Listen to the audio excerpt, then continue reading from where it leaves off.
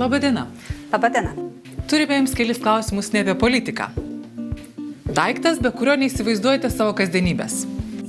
Šiandien tikriausiai telefonas ir rytinis kavos puodelis. Mėgstama veikla, kuriai visada atrandate laiko. Fotografija, kelionės, knygas paskaitau karts su kartu. 3 dalykai, dėl kurių verta aplankyti jūsų gimtąjį Auksūdės kaimo Mažeikių rajone. Puikūs žmonės, labai veikli ir gyvybinga bendruomenė, daugiafunkcis centras, kuris puikiai veiklintas ir mes ten telpam visi. Ką jums reiškia fotografija? Menas, atsipalaidavimas ar prisiminimų fiksavimas?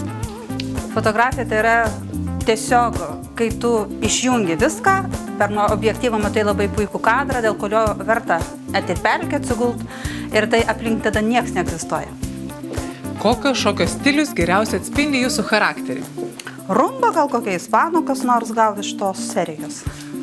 Paskutinė skaityta knyga. Apie Vileišių rūmus, tai buvo architektūros pagrindų tokia truputėlė. Norėjau tiesiog sužinoti, nes padariau nuotrauką labai gražią ir pasiaiškinau, iš kur jie, kas juos pastatė. Kokių vietų stengiatės nepraleisti keliaudama po užsienio šalis kaip turistė? Turgus. Ten yra visas gyvenimas valstybės. Ten yra tradicijos, ten yra žmonės, ten yra maistas, ten yra viskas viename. Kokia akimirka iš to meto, kai dirbote mokytojai, jums iki šiol kelia šypseną? Kai tavo pamokos planas sužlugdo ties antrų sakinių.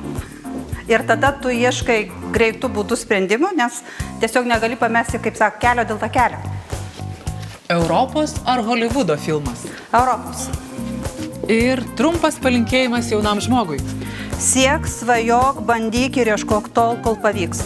Nes į darbą reikia eiti kaip į šventę. Dėkojame už atsakymus. Prašom, ačiū Jums.